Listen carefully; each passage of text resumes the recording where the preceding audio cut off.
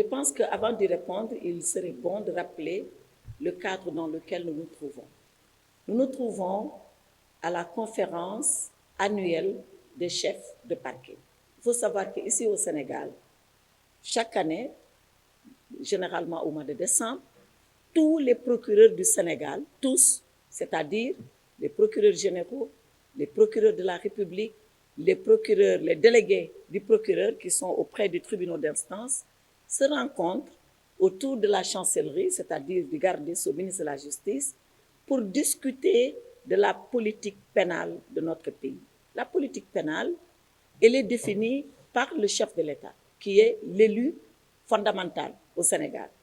Mais une fois que cette politique est définie, le chef de l'État demande au garde des Sceaux de la mettre en œuvre et au parquet de l'appliquer. Voilà pourquoi il est bon que chaque année, à cette occasion, que nous puissions discuter non seulement des avancées dans la mise en œuvre et l'application de cette politique pénale, mais également des innovations, mais également et surtout, et c'est en cela que votre question est intéressante, des goulots d'étranglement ou alors des difficultés que nous rencontrons de tous ordres, pas seulement d'ordre légal, mais parfois aussi d'ordre matériel, mais parfois aussi d'ordre humain.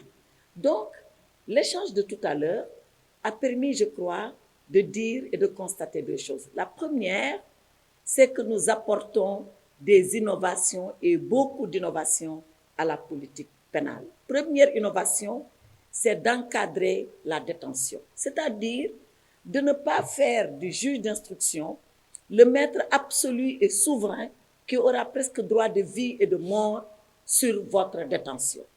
Mais une fois qu'il a décidé, en toute indépendance, de vous envoyer en prison, qu'on puisse lui dire, voilà les délais et les conditions dans lesquelles cette personne restera en prison. C'est ça, la loi sur l'encadrement des détentions, de la détention en matière criminelle. Par exemple, si vous faites un délit, la loi dit, voilà, que sont les infractions. C'est d'abord la contravention. Vous faites un petit délit avec votre véhicule, c'est contravention. Voilà, le délit en lui-même, c'est le vol, c'est les coups et blessures, c'est un peu plus grave. Vous risquez une peine jusqu'à 5 ans d'emprisonnement. Et ensuite, au-dessus, il y a les crimes qui vont de 10 ans à travaux forcés à perpétuité. Et nous, dans le système sénégalais, les délits étaient encadrés. La détention pour les délits était encadrée. Or, on n'a pas encadré la détention en matière criminelle, où très souvent, les gens passent 8 ans d'emprisonnement. Vous savez pourquoi? Parce qu'on se dit, bon, ils peuvent avoir 10 ans de condamnation. Donc, 8 ans, c'est pas grave, ils peuvent rester en prison. Mais s'ils restent 8 ans et qu'après, ils sont acquittés, ils auront fait 8 ans pour rien.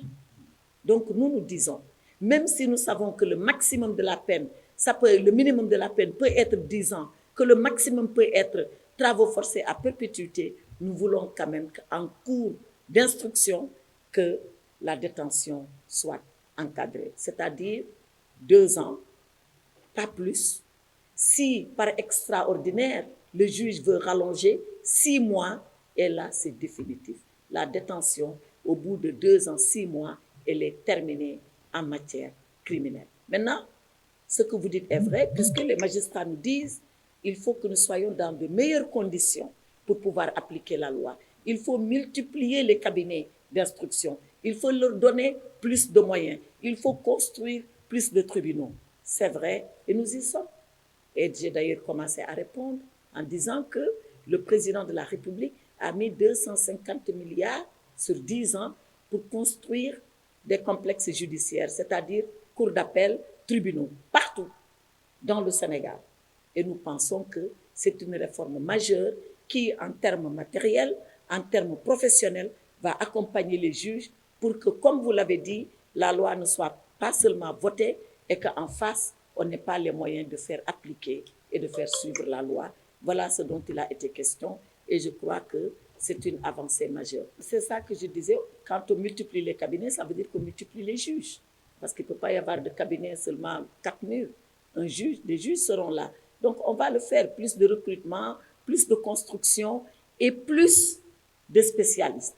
Et c'est ça la deuxième question que vous ne posez pas, mais à laquelle je réponds.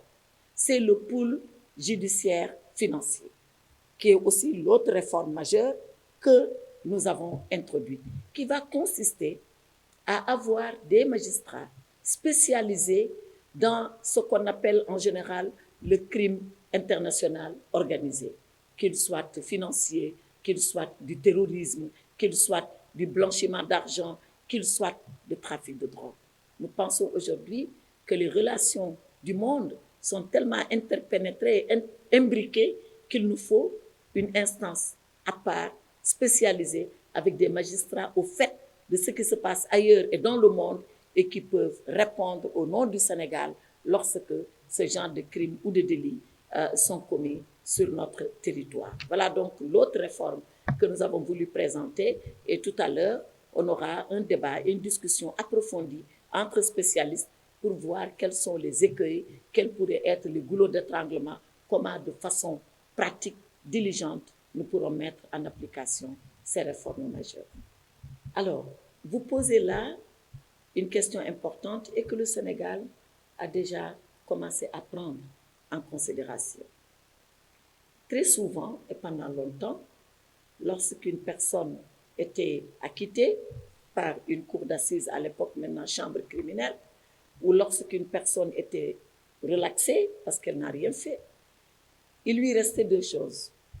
La première, c'est de se retourner contre l'État pour mauvais fonctionnement du service public, parce que la justice est un service public, et de demander un dédommagement, parce que tout compte fait, on l'aura mis en prison pour des années, pour des mois, peut-être seulement pour quelques jours, c'est quelques jours de trop quand on n'a rien fait, et demander qu'en conséquence, le préjudice qu'on a subi soit réparé. Le Sénégal a fait mieux aujourd'hui, puisqu'il va exister à la Cour suprême une commission qui va siéger et qui va se charger d'examiner toutes ces demandes et de faire que la personne injustement emprisonnée soit réparée du préjudice qu'elle a subi. Je pense que c'est une avancée majeure. Il y a quelques années, cela était très difficile. Je le disais, il fallait tout un parcours de combattant et à la fin d'ailleurs, les gens finissaient par jeter l'éponge tellement qu'il était compliqué de se faire dédommager pour ces faits-là. Aujourd'hui, c'est une chose beaucoup plus facile parce que beaucoup plus accessible et je pense que tout citoyen qui injustement a été emprisonné pour une raison ou pour une autre pourra avoir droit à dédommagement et à réparation de ce préjudice qu'il aura subi.